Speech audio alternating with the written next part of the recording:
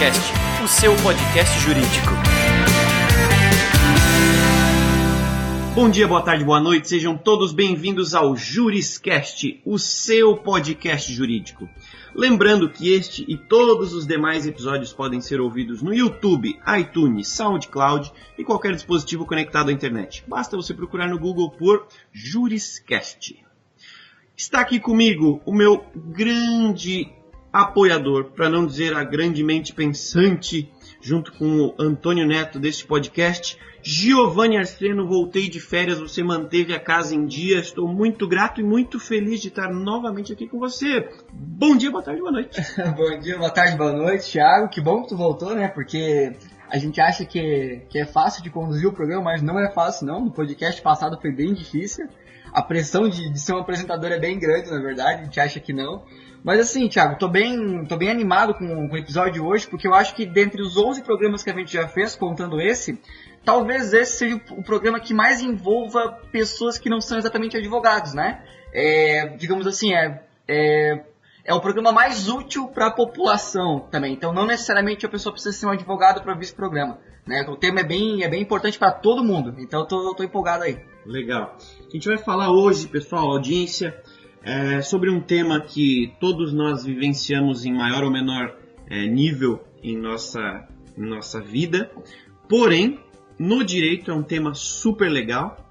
E para falar com a gente sobre direito tributário, a gente vai chamar uma sumidade, aí, uma referência no tema, que é o Dr. Felipe Cartseno Pinto. Ele que é mestre em Direito Constitucional pela UF, pós-graduado em Direito Fiscal pela PUC-RJ, bacharel em Direito pela Universidade Veiga de Almeida.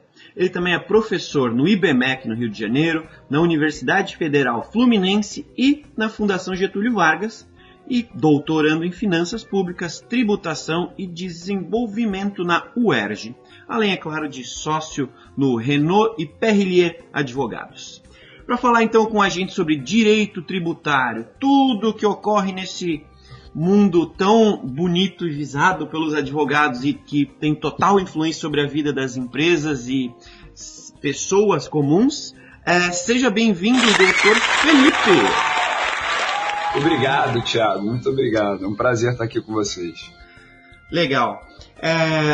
Nós aqui no ProJuris convivemos, né, obviamente, com uma série de empresas e milhares de clientes advogados, e o direito tributário ele é, para o advogado, uma área vista como complexa, porém também uma área visada, né, por muitas pessoas, justamente por ser uma área muito específica, com tratamento, né, uma rotina um pouquinho diferente das demais áreas. Então, tenho total certeza que a nossa audiência, onde quer que esteja ouvindo agora esse episódio, tem bastante dúvidas e vai ter um nível de esclarecimento bastante grande com esse episódio de hoje. Tá, então vamos lá, vamos começar então, Thiago, contextualizando o nosso ouvinte, né? A gente sempre faz isso, já virou um ritual aqui no nosso Juriscast, que é pedir pro doutor uma gentileza aí de esclarecer para nós, afinal, o que é o direito tributário, ou mais ou menos no que ele atua, né? Porque é muito comum, e a gente na nossa pesquisa, né, de pauta que a gente estava fazendo e desenvolvendo aqui, a gente viu que às vezes ele é enganado com o direito financeiro,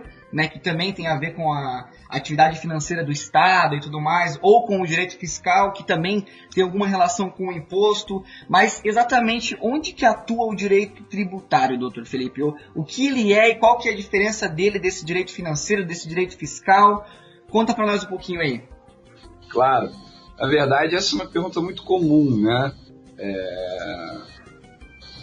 Exatamente porque há esses termos que convivem, né? O direito financeiro, direito tributário e direito fiscal. Basicamente, o direito financeiro, como a gente bem sabe, ele regula, ele trata das atividades financeiras do Estado. Essas atividades financeiras, elas basicamente tratam da arrecadação dos gastos públicos, né? Da gestão do dinheiro público. E o direito financeiro, então, dentre essa arrecadação, dentre os valores, né, que ingressam nos cofres públicos, a gente tem as chamadas receitas originárias, né, que são aquelas receitas decorrentes da exploração do patrimônio e das atividades diretas do Estado, e a gente tem as chamadas receitas derivadas. As receitas derivadas são exatamente os tributos, né? E aí que entra o direito tributário. O direito tributário, ele trata, ele regula, ele cuida exatamente dessas receitas específicas, né, do Estado, lato sensu, que são as receitas decorrentes dos tributos. Então, o direito tributário, ele tem toda a sua estruturação, a sua composição na Constituição Federal, né, a sua estruturação base. Logo em seguida, numa ordem hierárquica, no Código Tributário Nacional e na legislação que no Brasil não é pouca, né, em matéria tributária. A diferença básica entre direito tributário e direito fiscal é que, na verdade, aqui no Brasil são tratados, os ramos do direito são tratados como sinônimos, né? Porque a grande diferença é a seguinte: direito fiscal, como muitos trabalham lá em Portugal, na Europa, nos Estados Unidos, ele decorre de um direito que ele é baseado em impostos, né?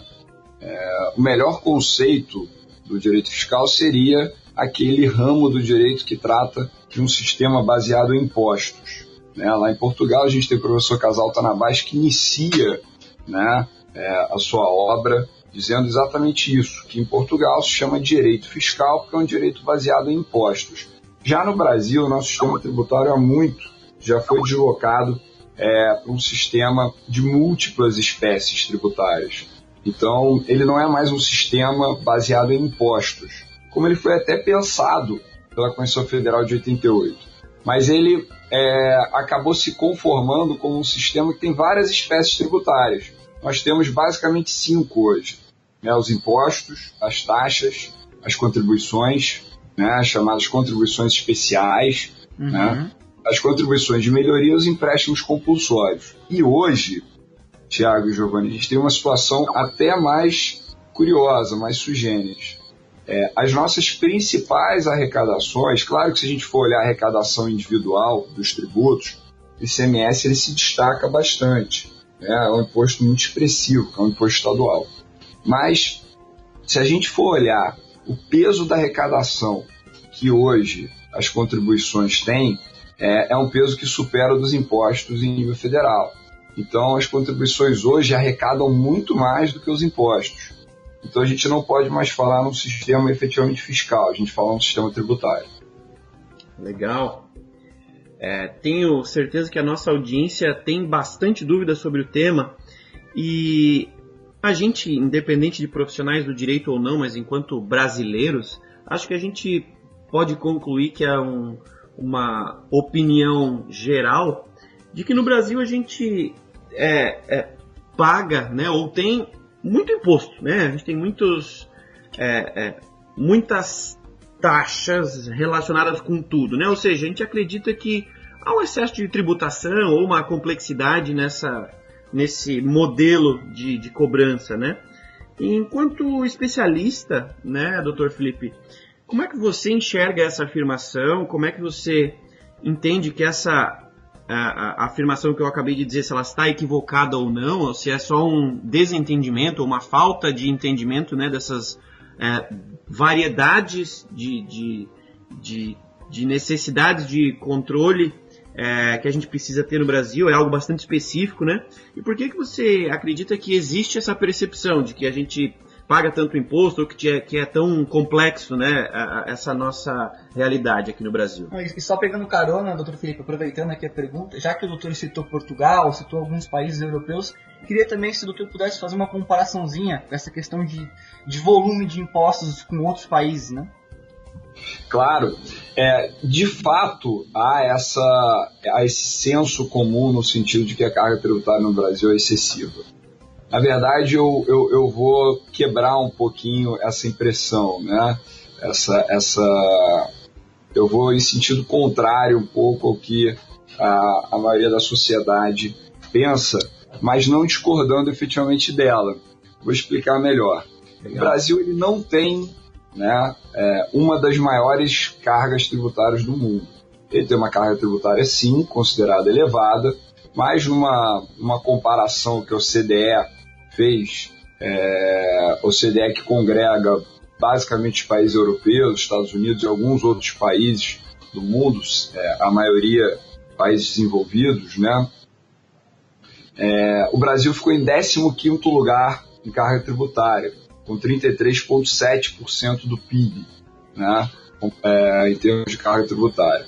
Muito inferior a diversos países envolvidos, né? Só para a gente ter uma base, né, nesse estudo, a Dinamarca está na liderança com 48,6%, e ela é seguida de diversos países tidos como países exemplares, não só em qualidade de vida, né, como em desenvolvimento. França, Finlândia, Suécia, Itália, Áustria, Noruega, diversos países, Alemanha, diversos países têm a carga tributária efetiva maior que a brasileira. Legal. O que traz, então, essa impressão para a sociedade, e por que aí eu concordo com ela? Porque a gente não pode pegar tão só, né, o quanto se paga de tributo para concluir se a carga tributária é alta ou baixa. Sim. A gente precisa levar em consideração também o quanto a população, a sociedade recebe em troca, né? Ou seja, a chamada contraprestação. Você só acha que é caro ou barato um produto dependendo do que ele te proporciona, né? Obviamente que um valor de um item no supermercado vai ser muito inferior ao valor de um automóvel. Nem por isso você deixa de comprar um automóvel ou você deixa de dispor, você deixa de pagar um valor elevado para um bem que te retribui nessa proporção. Então, o que eu costumo dizer é que no Brasil a carga é alta em comparação com o que se recebe em troca, né? A contraprestação. Aí é altíssima. Sim. Porque diferente de outros países em que se paga 48,6% do PIB, de tributos 45%, 40%, no Brasil que a gente paga 33,7%, né? A gente não tem uma educação pública de qualidade, sequer tem educação para todos os brasileiros. A gente não tem saúde pública de qualidade, sequer tem saúde pública para todos os brasileiros, aliás, não tem para a maioria, né? A gente não tem assistência social efetiva, a gente não tem segurança. Então, quando você paga bastante, né, ou quando você paga um valor razoável e não recebe em troca, a sensação de que você está pagando muitíssimo, né? Sim. Então, você está pagando excessivamente. Em resumo, o custo-benefício da nossa carga tributária é muito custo e pouquíssimo benefício. É exatamente isso. Aí fica muito caro, né? Aí fica realmente bastante caro. Legal. Bom, está tramitando no Congresso, inclusive, a reforma tributária, né? Entre as propostas dessa reforma, que foi relatada pelo deputado Luiz Carlos Rauli, uma dessas propostas está a extinção de 10 impostos. ICMS, ISS, IPI, COFINS, entre outros, né? E o argumento central é que se paga tributos em excesso no Brasil e que com, né, essa proposta, né, se houver a exclusão desses impostos, dessa variedade de impostos, que a gente vai aproximar o Brasil de um modelo de tributação europeia, né? A gente falou um pouquinho disso, que dos volumes percentuais do PIB, né? Mas será que você consegue explicar para a gente, além dessa diferença percentual do consumo do PIB, né? Mas como que seria essa diferenciação da forma, né, desse modelo tributário europeu em comparação com o Brasil? Lá é uma carga tributária unificada e aqui é pulverizada. Qual que seria exatamente essa diferença que motivou essa proposta aqui do deputado Luiz Carlos Rauli? Claro.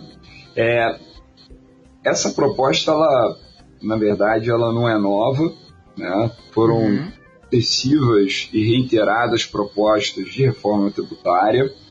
E no Brasil, não é uma questão de pessimismo, é uma questão de analisar a realidade. A gente tem um problema muito sério, que é um problema político. Não é um problema, eu diria, nem de matriz econômica, nem de matriz efetivamente tributária, técnico-tributária. É um problema político. Melhor explico.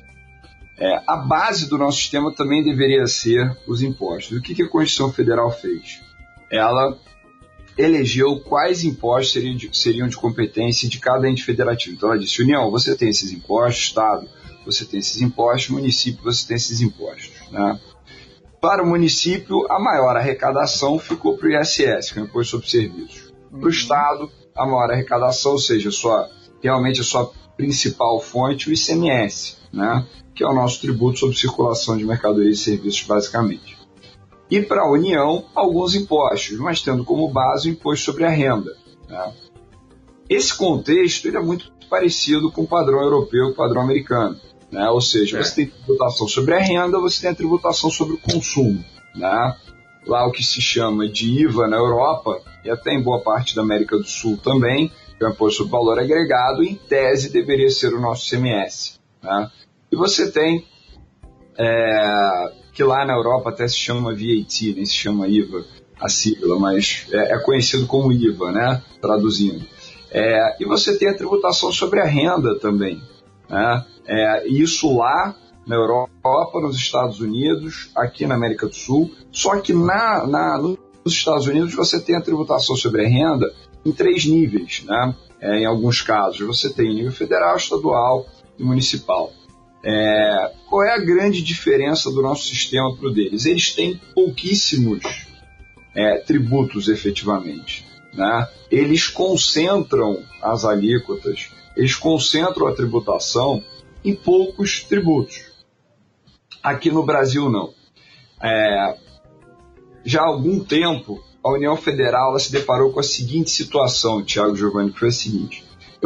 Diz a União Federal, eu tenho diversas obrigações a cumprir com base na Constituição Federal, mas não tenho recursos suficientes para isso. O que eu vou fazer? Eu vou, então, desviar o caminho do sistema tributário. Na minha opinião, até um grande problema no Brasil, que é um problema de sinceridade normativa, né? Porque o que a União fez? Ela pegou as contribuições. No que se consistem as contribuições? As contribuições deveriam ser, né, casos isolados, deveriam ser tributos isolados, que eles têm como principal característica ter a destinação dos seus recursos, da sua arrecadação fixada na lei que as instituiu, que instituiu essas contribuições. Então, o governo precisa de dinheiro para a saúde, né? Ele se utiliza da contribuição. O governo precisa financiar a educação, ele se utiliza da contribuição. Mas o que diferencia, sendo muito breve, a contribuição dos impostos? Os impostos servem para pagar as contas gerais do Estado, né? O Estado lá do centro. Então, tudo que se arrecada com imposto de renda, com ICMS, com IPI, enfim, o governo bota na conta e gasta com o que ele quiser, né? Só que toda a arrecadação dos impostos precisa ser repartida com outros entes federativos. Então, tudo que a União ela arrecada com imposto de renda, né, com IPI, etc., ela reparte com os estados e com os municípios. Ela dá uma parcela para os estados e para os municípios. Quando ela arrecada contribuição, né, ela não reparte nada. E tem uma outra grande diferença, né? Com as contribuições, o governo ele pode alterar as alíquotas no mesmo ano em que publicada a norma que majorou essas alíquotas. Ele não precisa observar uma coisa que a gente chama e que é aplicável aos impostos, com exceção dos extrafiscais, que é o princípio da anterioridade. Ou seja, se publicada uma lei num determinado ano, aquela previsão de aumento de instituição do tributo só vale no ano seguinte. Para as contribuições, não. O governo ele consegue alterar desde que observado o prazo de 90 dias. Então, o que ele fez? Ele pegou o PIS e a COFINS, por exemplo, né, que deveriam ser contribuições revertidas, o PIS para pagar o auxílio-desemprego basicamente o auxílio-desemprego é o abono único do trabalhador, aquele assalariado mínimo, e a COFINS, que é uma receita que serve para pagar basicamente a Seguridade Social, né, desde as contribuições, desde a Previdência até a saúde, educação e assistência social, né, ele pegou essas arrecadações, essas contribuições e as transportou, as centralizou no sistema tributário, né? As transportou para o centro do sistema tributário, né, as centralizou no sistema tributário e elas viraram as principais arrecadações federais, somadas às contribuições previdenciárias de um modo geral. E daí foram surgindo vários tributos, né? Surgiram várias contribuições, aí vem as CIDs, contribuições de intervenção no domínio econômico. Você começou a ter literalmente uma poluição, um excesso de tributos no Brasil. E com os tributos vem um problema que ele não está nesse percentual de carga tributária, ele não é aferível efetivamente, que é o custo dessas obrigações acessórias. Ou seja, quando você cria muitos tributos, você atrai obrigações acessórias. O que são as obrigações acessórias? Para cada tributo, uma ou mais declarações, um ou mais formulários, uma ou mais guias. Burocracia. Então, esse custo de burocracia no Brasil, que são os profissionais que precisam dar suporte às empresas, né, os contadores, os advogados, esse custo não está inserido, né, nessa carga tributária que é divulgada, amplamente divulgada. E no Brasil é um custo extremamente excessivo. Pra vocês terem ideia, o Brasil hoje lidera o ranking mundial de horas dedicadas ao cumprimento de obrigações acessórias, ou seja, para cumprir a burocracia tributária no Brasil. É o número 1 do mundo. Sim. A Receita Federal hoje, ela diz que com um programa chamado SPED, que são as obrigações eletrônicas, principalmente com e-social, que vai passar a ser praticado no Brasil no ano que vem, né, a ser observado pelas empresas, né, ou seja, vai entrar em operação no que vem, diz a Receita Federal que nós passaremos de mais ou menos 2.000 horas ano dedicadas a cumprimento de obrigações tributárias a 600 horas.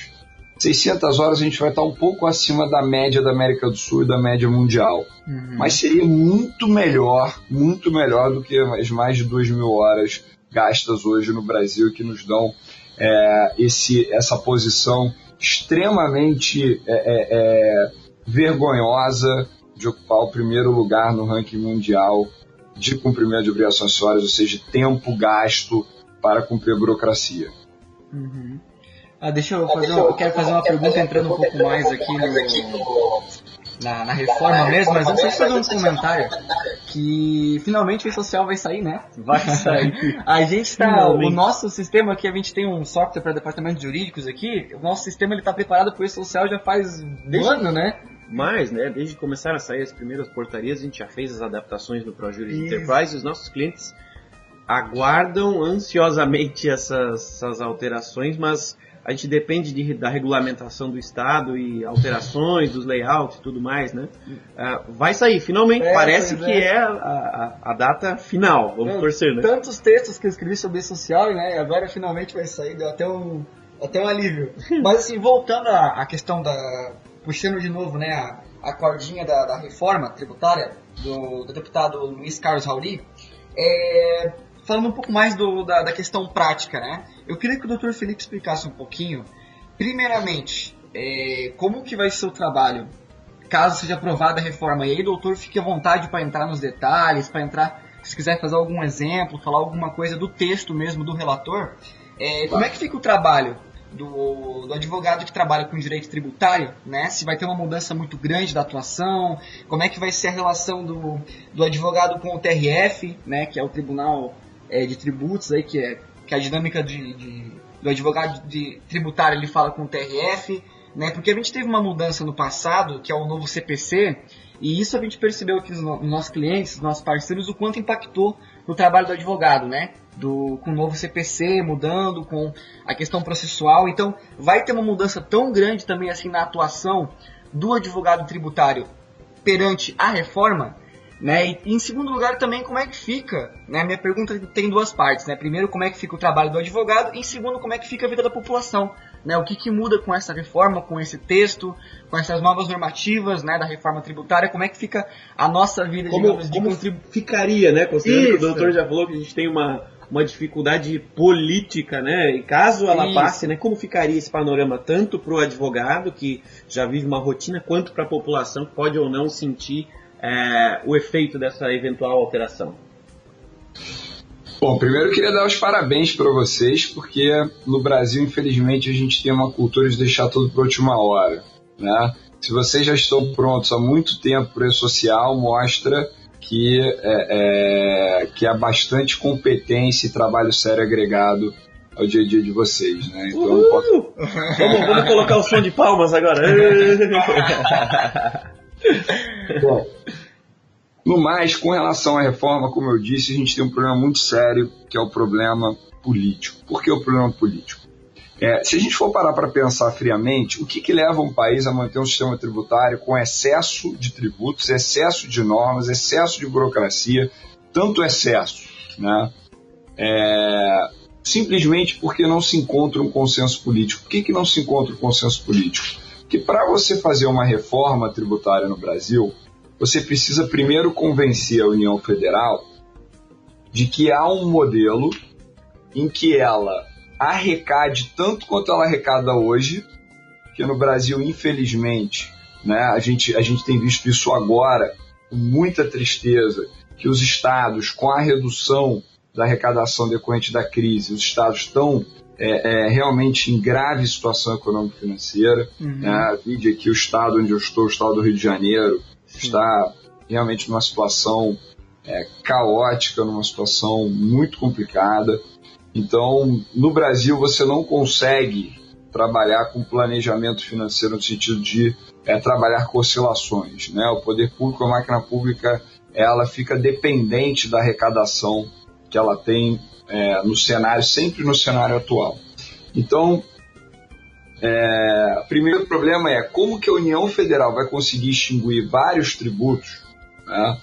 Vai realizar a extinção de vários tributos, garantindo que a criação de um ou dois apenas, em troca de 10, como vocês falaram, né? Que esses dois vão ser suficientes para trazer a arrecadação para ela sem que ela tenha que dividir com os estados e com os municípios. Começa aí um grande problema. O segundo problema está nos estados e nos municípios. Né? Há no Brasil uma questão que não basta que a União prometa que vai repassar parte da arrecadação. Então, qual é a ideia, por exemplo, do IVA, que está até na proposta do deputado, mas com outro cenário, né? O deputado Luiz Carlos Pauli, ele fez no projeto dele uma adaptação, porque o IVA ele tem como característica, né, ele geralmente é pensado como um tributo federal. Né? Porque ele congrega diversos outros tributos. A gente poderia tranquilamente no Brasil extinguir PIS, COFINS, ICMS, ISS, IPI. São vários os tributos que poderiam ser extintos e substituídos pelo IVA, sem problema nenhum. Mas aqui no Brasil, não basta você prometer para o Estado e para o município que ele vai ter uma parcela da arrecadação. Ele quer ter um tributo próprio. Ele quer ter um tributo dele. Por quê? Porque tendo um tributo, por exemplo, o ICMS no Estado e o ISS no município, esses estados e esses municípios, eles ganham capital político. Como assim capital político?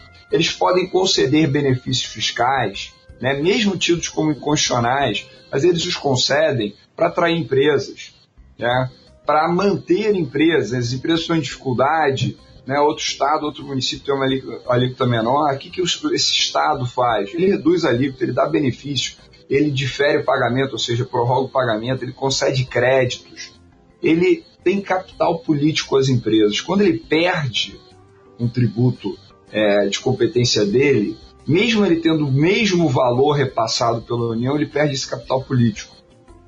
Então, toda reforma tributária no Brasil, ela empaca literalmente na parte política, nas discussões políticas. O que o deputado Luiz Carlos Pauli fez foi criar um IVA que seria um IVA estadual, né, e não federal, de forma que os estados manteriam, né, então a sua arrecadação própria. É um arranjo para agradar os estados e tentar viabilizar a reforma. Né?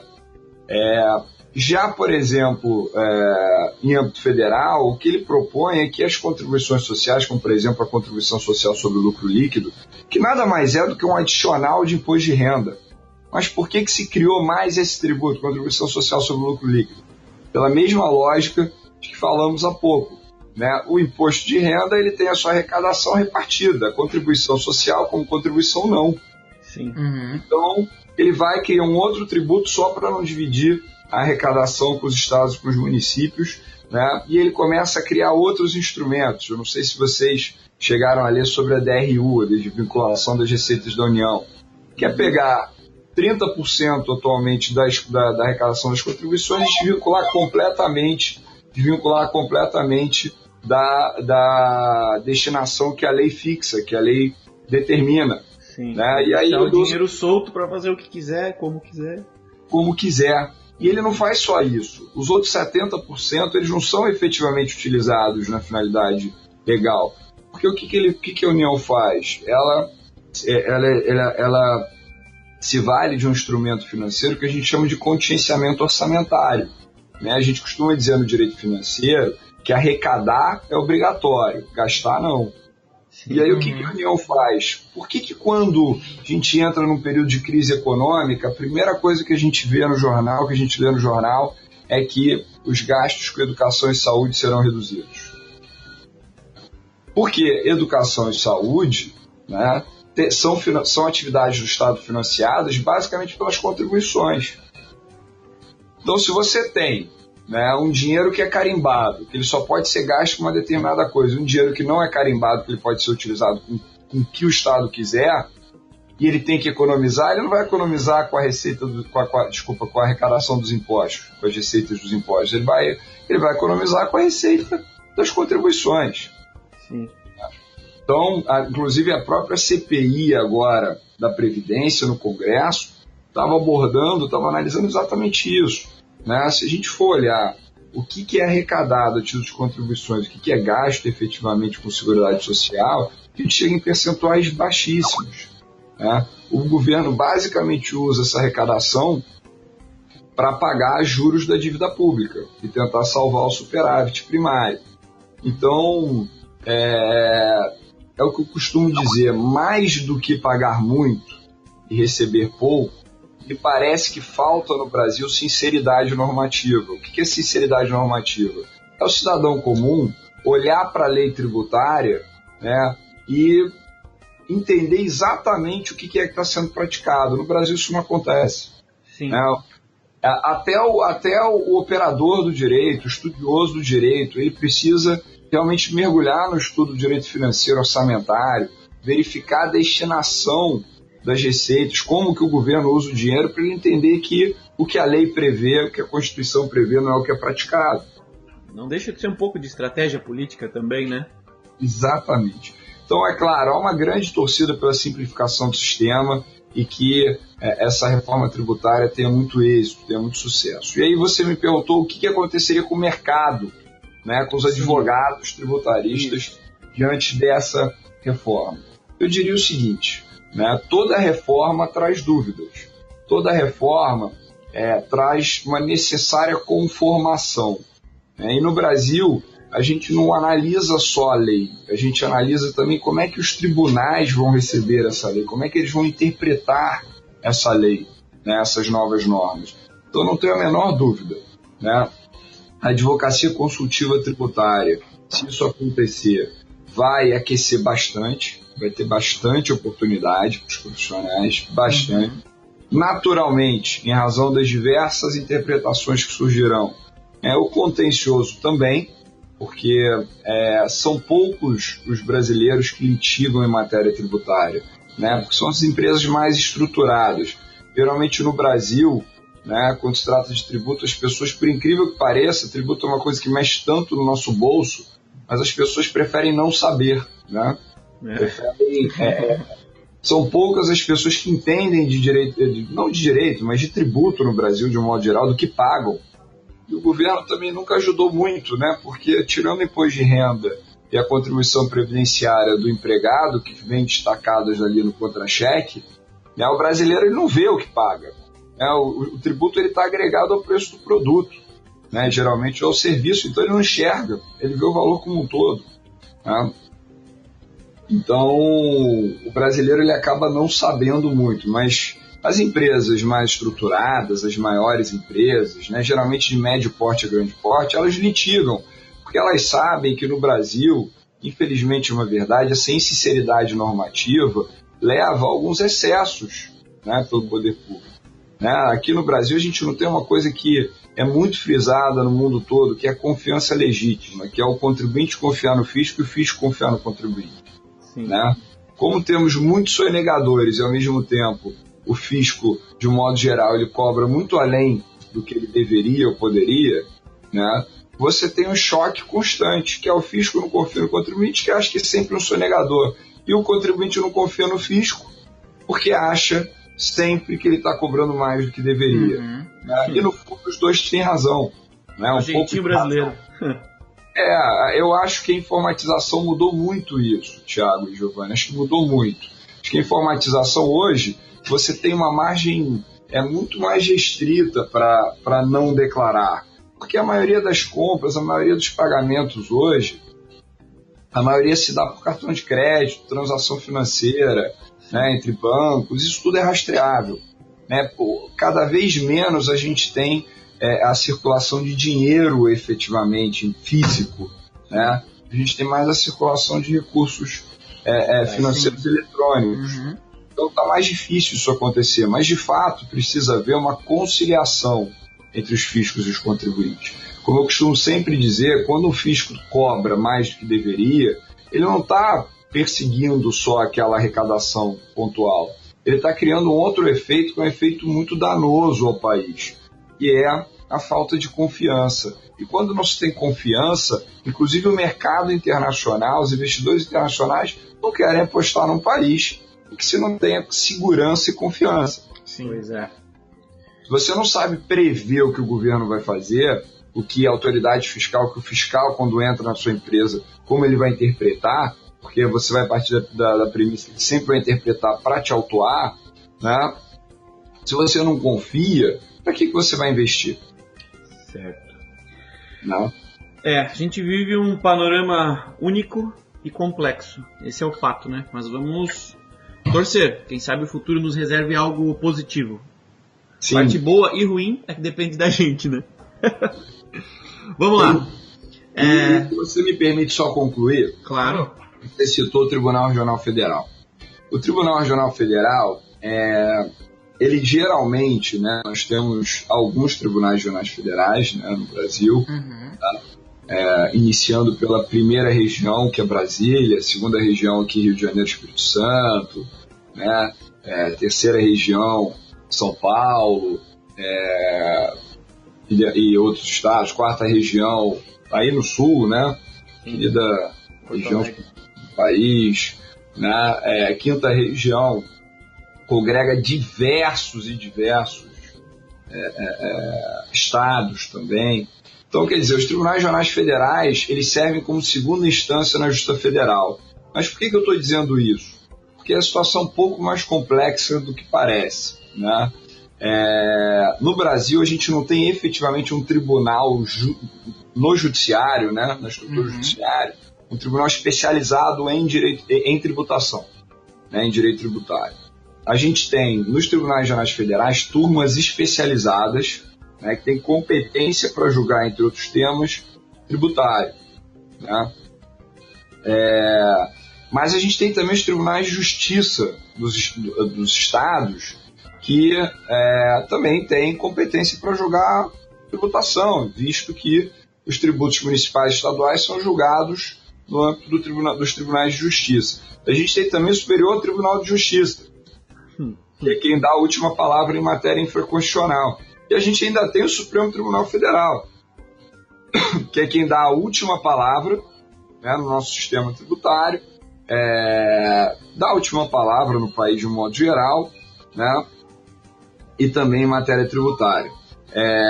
Então, nós vemos quantos tribunais têm que desenvolver entendimentos, né, têm que refletir sobre qualquer alteração legislativa.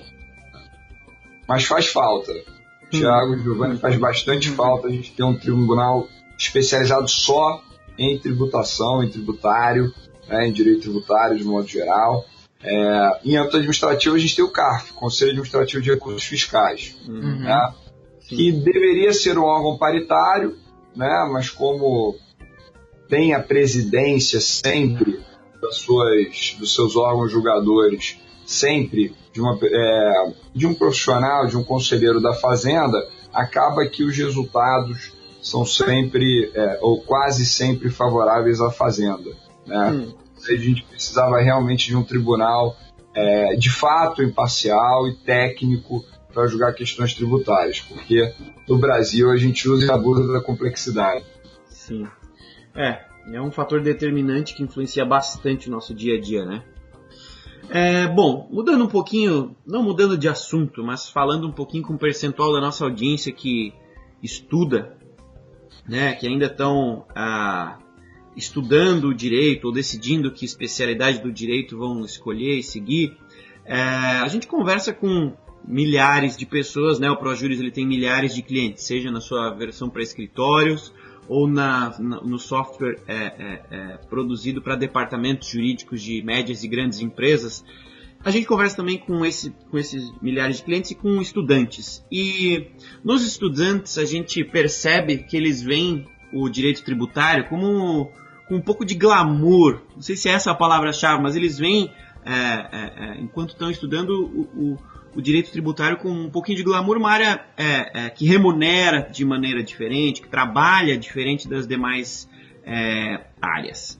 Como a gente tem aí centenas de empresas que são nossos clientes, a gente também entende que nas empresas o direito tributário ele é visto de uma maneira diferente também, ele é tratado de maneira diferente. Em algumas empresas o departamento tributário acaba sendo até um departamento separado, né, das demais áreas do direito, por ter uma relação direta, obviamente, com as finanças e com a estratégia das empresas, né, como você falou, mais estruturadas, maiores. Então, os nossos clientes, às vezes isso acontece também. Considerando esse patamar, né, de que o direito tributário ele tem um funcionamento específico, ele lida normalmente com uma grande complexidade, mas também com grandes cifras, né, que ele tem o provisionamento dele, né, para escritórios. No caso de empresas, as empresas já provisionam o valor do êxito, e o provisionamento é um grande fator de sucesso e de preocupação diária nessas empresas. Como é que você vê, ou recomenda, ou mastiga esse assunto para quem está estudando? É muito complexo entrar nessa área, sim ou não?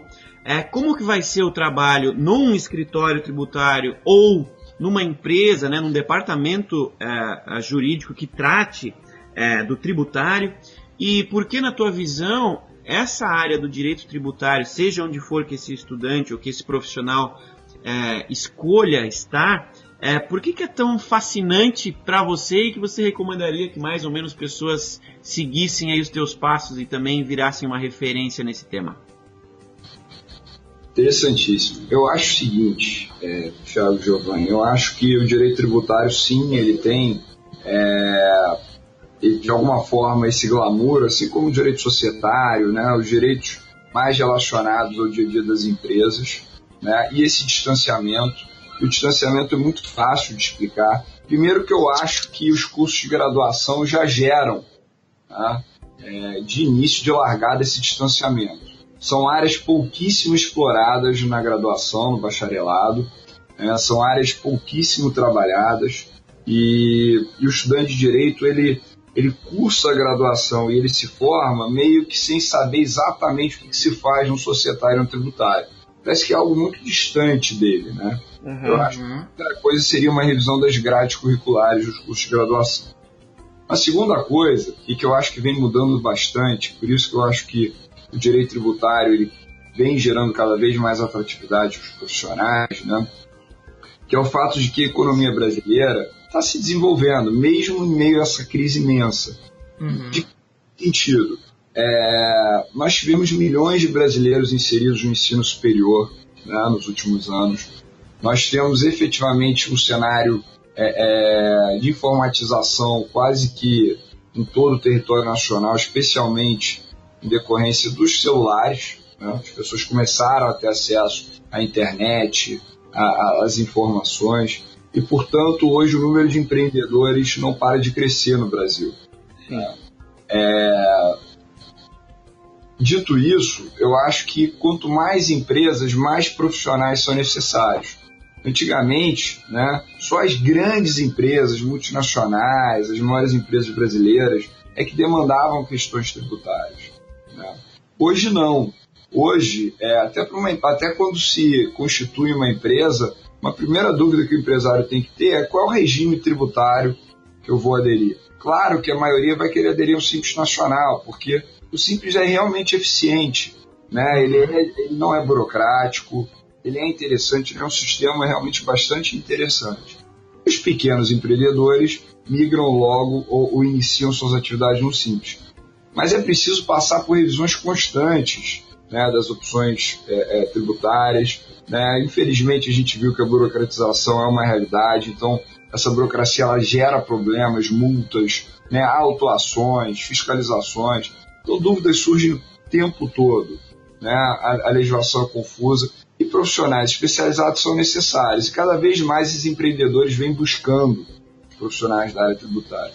Então, eu diria o seguinte, Thiago Giovanni, para os bons profissionais, há bastante espaço no mercado tributário. Por isso, eu incentivo, né, sim, a vinda desses profissionais, há espaço para eles, o mercado vem demandando. Tá?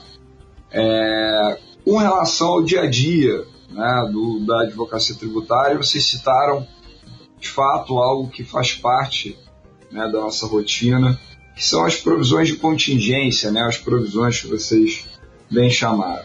Bom,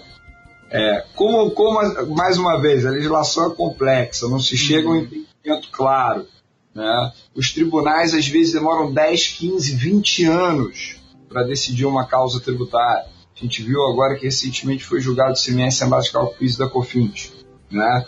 Quantos anos, né, se demorou para julgar esse tema? Mais de 15 anos. Né? Então, são temas que realmente adormecem no judiciário. E precisa se esperar no Brasil, o nosso sistema, que o judiciário dê a última palavra, especialmente o Supremo Tribunal Federal, na matéria for constitucional, o STJ. Tá? E aí as empresas ficam num grande dilema. Se eu brigo com o fisco, né, eu fico com aquela provisão, fico com a necessidade de provisionar aquele valor, afinal de contas, um dia eu posso perder aquela disputa. Se eu perder, eu preciso, no meu balanço, ter uma contrapartida financeira, né, para os meus investidores, para os meus sócios, enfim, de toda forma, para que todo mundo saiba das responsabilidades que aquela empresa tem. E aí, de uma outra mão, vem o governo e também, com muita habitualidade, concede parcelamentos extraordinários, como esse que está aberto hoje, que a gente inverte, né, que ele não é chamado de refis porque a equipe econômica do ministro Meirelles não quer nenhuma correlação, né, nenhum tipo de direcionamento ao que foi até o refis da crise de 2009, porque entende a equipe que era muito benéfico ao contribuinte e maléfico aos cofres públicos, né?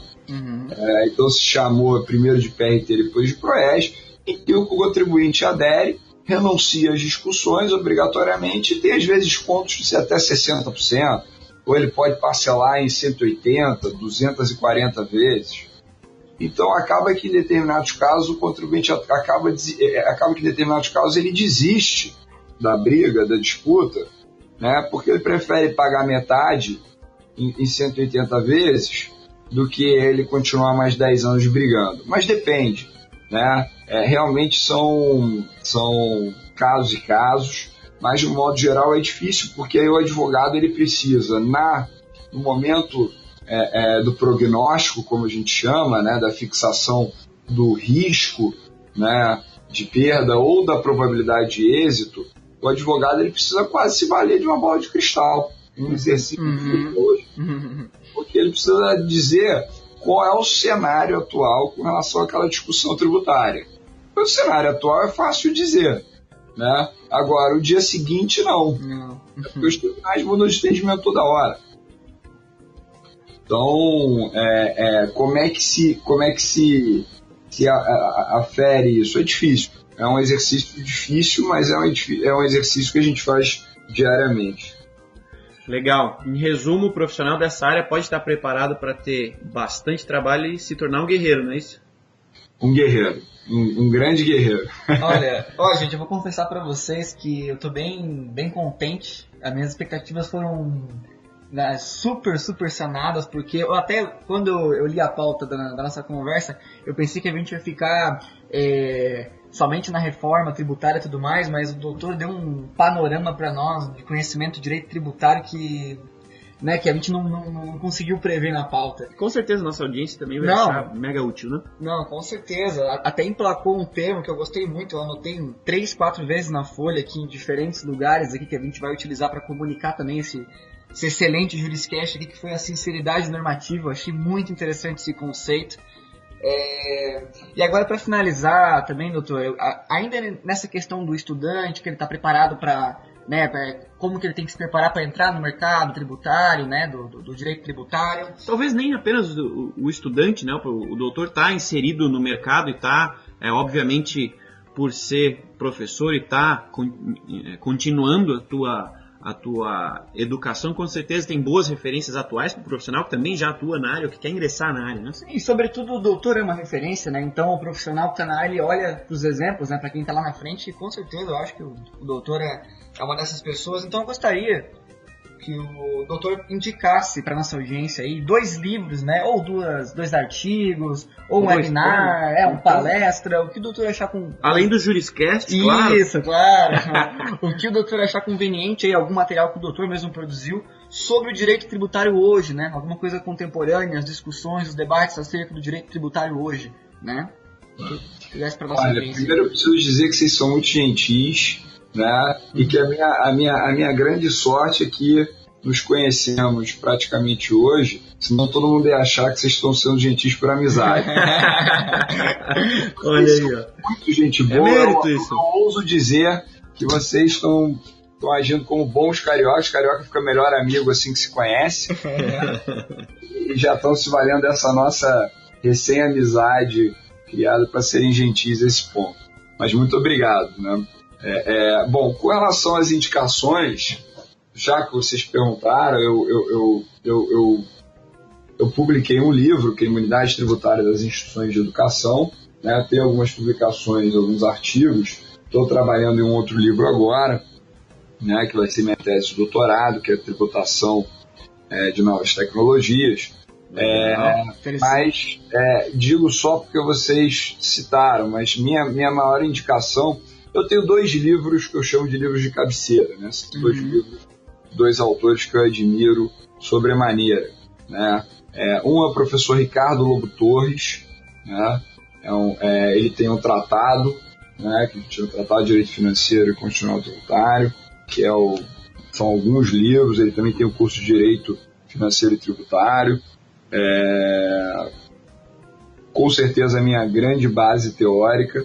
E minha outra grande base teórica é o livro do professor Luiz Eduardo Chueire, titular da Universidade de São Paulo, né, um professor que eu tive até o prazer de estar com ele recentemente, uma palestra no IBMEC, né, que eu fui um dos coordenadores, e é o outro livro que não sai da minha prateleira. Né. Eu acho que com essa base, com certeza, os estudantes e profissionais de direito estarão muito bem acompanhados, né? Agora, claro, a gente tem grandes autores no Brasil, né?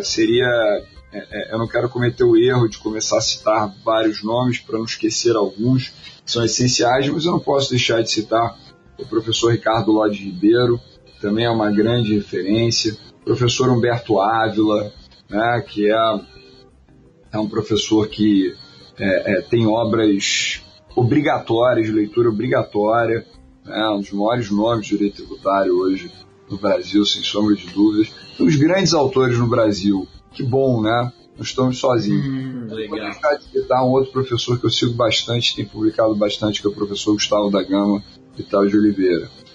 Professor da UERJ. Vale muito a pena também seguir as suas obras. Né? E tem vários outros. Eu poderia ficar aqui o dia inteiro, eu admiro tanta gente que eu poderia ficar aqui esgotando toda a paciência de vocês, mas pois quem acompanhar essas vai estar muito bem escorado. Legal, a gente também queria continuar o papo aqui por mais 1 hora, mas infelizmente o Juriscast de hoje chegou ao fim. Eu quero lembrar a nossa audiência que este e todos os demais episódios do Juriscast estão disponíveis no site do Juriscast, obviamente, no YouTube, no iTunes, no SoundCloud. Então, onde quer que você esteja, a qualquer momento do dia ou da noite, você pode consumir esse conteúdo jurídico em forma de áudio através de qualquer dispositivo conectado à internet. Por fim, gostaria de agradecer aqui ao Giovanni pelo co-capitanianismo desta nave jurídica e, acima de tudo, agradecer ao Dr. Felipe pela paciência, pelo tempo aqui com a gente compartilhado com a nossa audiência. Eu tenho certeza de que a audiência vai utilizar em muito as tuas contribuições. Então, doutor, quero lhe agradecer pelo tempo, pelo espaço e pelo conhecimento dedicado a gente. Foi um prazer ter o doutor com a gente aqui no Juriscast. Espero que em breve a gente tenha aí uma nova conversa, um novo episódio sobre algum outro tema para engrandecer essa nossa grande comunidade jurídica. Giovanni, palavras finais, meu muito obrigado a você e... Eu só queria comentar que todos os livros que o doutor citou, mencionou todos, inclusive o dele, vai estar na descrição, independente de qual canal, se vai ser no SoundCloud, no YouTube, vai na descrição. A audiência pode ter acesso ao nome de todos os livros, os links, mandando para comprar o livro, etc. Né? Só isso que eu queria falar e, claro, agradecer ao Dr. Felipe aí pela aula. Né? De novo, minhas expectativas foram superadas e muito feliz, muito contente com o episódio de hoje. Foi bastante útil, assim, acho que dentre todos esses 11 episódios, esse foi um dos que mais impactou na minha vida diretamente, assim, sabe? Gostei bastante. Legal. Caramba, que legal, Giovanni. Obrigado, Thiago, Giovanni. Estou muito honrado com a oportunidade, feliz, foi muito agradável, foi muito legal. Espero, de fato, não ter decepcionado, para além da gentileza de vocês, e precisando, contem comigo. Maravilha. Então, obrigado, audiência. Bom dia, boa tarde, boa noite. Obrigado por estarem com a gente em mais um episódio do Juriscast, o seu podcast jurídico. Você ouviu o Juriscast, produção e oferecimento da ProJuris, líder no desenvolvimento de software jurídico para departamentos jurídicos de grandes empresas e escritórios de advocacia. Conheça mais em projuris.com.br.